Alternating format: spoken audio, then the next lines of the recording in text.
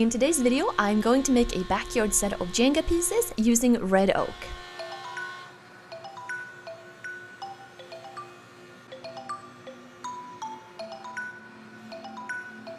Jenga is a game that requires 54 blocks, and I decided to make them out of red oak, which I happen to have on hand. Here's a roughsawn piece that I'm milling up, first on the jointer and then moving on to the planer. And I think oak is a good choice for this project, because each piece feels hefty and substantial, especially in the hands of kids, and the feel of this wood is very unlike, plastic or lighter woods like pine or fir. And these milling tools, the jointer and the planer, they're relatively new for me, and they work like a dream. I've only used them for a couple of months, and it's been such a pleasure. Before having these tools, I would have just done a lot of hand planing. And considering the amount of work involved in this project as it is, it's been very nice having these machines. Of course, you don't have to start out with rough sawn wood like this, but it is a lot cheaper going this route.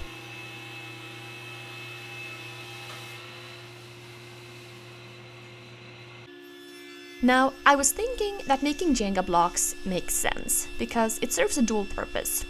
Yes, you can play the actual game and build a tower, which is a lot of fun, but you can also use these as just blocks. And I've been wanting to make blocks forever, because I think they're a lot of fun, but without an actual reason, I never got around to it. Now, according to Jenga rules, each block is about 3 times as long as it is wide and 1/5 as thick as its length. So going by these guidelines, I made the blocks 1 by 1.9 by 5.7 inches. Because of the size of the blocks that I'm making, it would be hard to use dimensional lumber from the home improvement store, unless you made a smaller set and scaled down the pieces, which you certainly could do.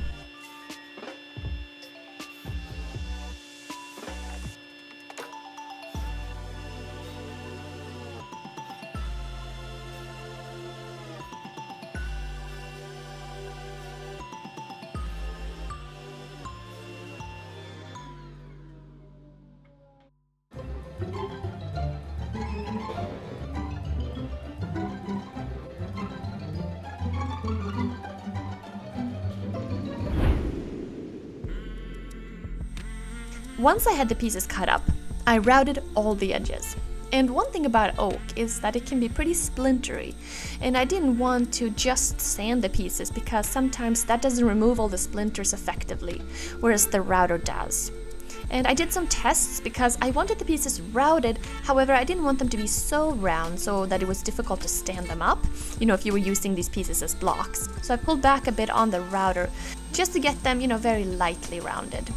Another thing, this is a lot of routing. There are 12 edges per piece with a total of 54 pieces. In other words, 648 passes.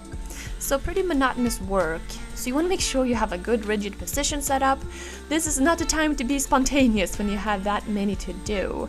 And another thing to kind of keep in mind is just don't try to do them all in one batch, because it's really easy to get lost in thought when you have that many to do. And the router can be such a dangerous tool if you don't pay close attention. Also, I was very glad that I had this saw stop push stick or whatever you call it, because it made it a lot safer and more stable to route the short sides of all the pieces. But I was thinking that if I was going to make a lot of these sets, then I would probably set up like 4 different routing stations for the different sides and really get an assembly line going. That might be neat. So next up, sanding. I set up my whole system with shop vac, dust separator and sander and went to town.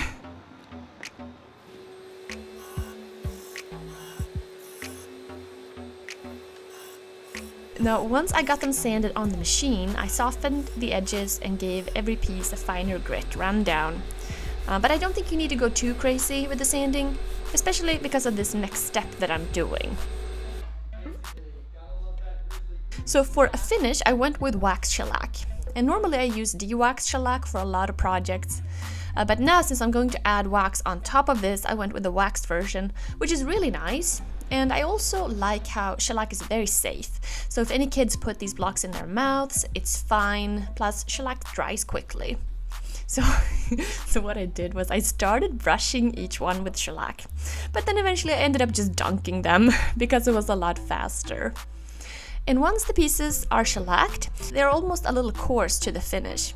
And at that point, you could lightly sand them again and then put on another coat. But what I do is I put on my mineral oil wax polish and then I buff it in with steel wool. And steel wool is key because it brings down the roughness and you get a super smooth finish, which is really nice. Now, I realized that this finish, shellac and wax, will over time, wear away. But then I figured it will get replaced with the oil in kids' hands. Whereas if you were using something like polyurethane for a finish, it wouldn't wear down in the same way, and it just feels a little bit more artificial. So I really like this finish.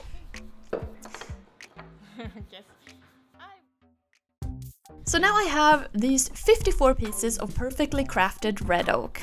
But I was thinking they really needed somewhere to go. I mean, I just don't want all these loose blocks around. So I have some heavy-duty canvas, and I figured why not make a sturdy, very simple bag, and perhaps use a copper pipe for a handle. I began with placing the blocks in a pile of the fabric to get a feel for the size, and then I cut up a piece that would be big enough for the bottom and the sides. And if you're wondering what the burn marks are doing on the blocks, I did this all a little out of order. I decided to come into the air conditioning and work on this bag in my house when it got a little too hot in the shop before finishing the blocks up.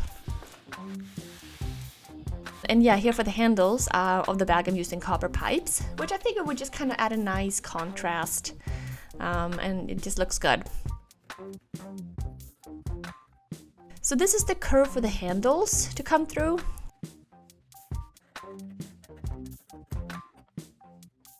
And I always find it to be a little bit finicky to get a curve sewed smoothly with the relief cuts.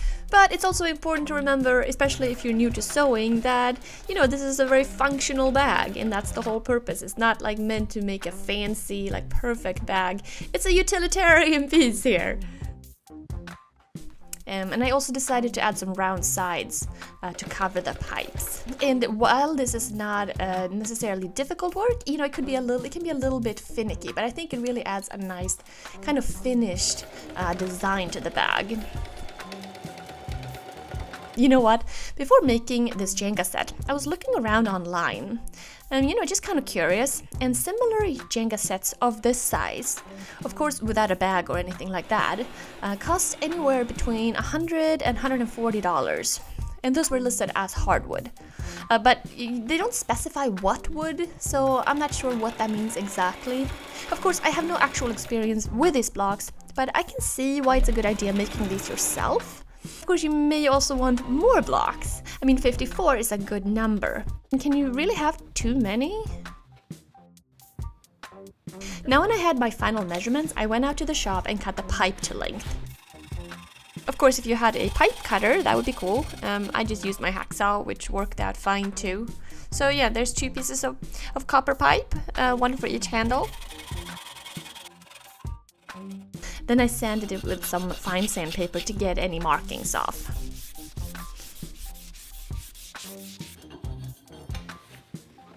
Of course, right here is when I realized that I'm going to have to remove some stitching to get the pipes in.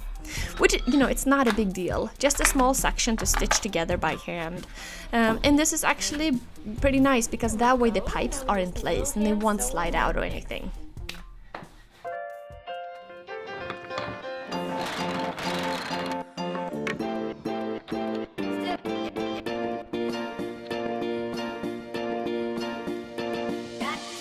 So there you have it. Perfect if you want to play Jenga, which is a fun game. Since making this, I've played quite a bit.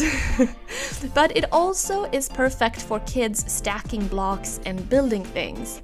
And this set here, I think it makes a great gift. It's perfect for a wide range of ages, small kids and older, as well as adults, or at least childlike adults.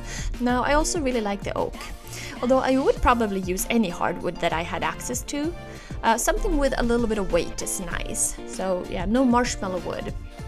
And like I said, this is the backyard size of this game, and a pretty good size just for blocks.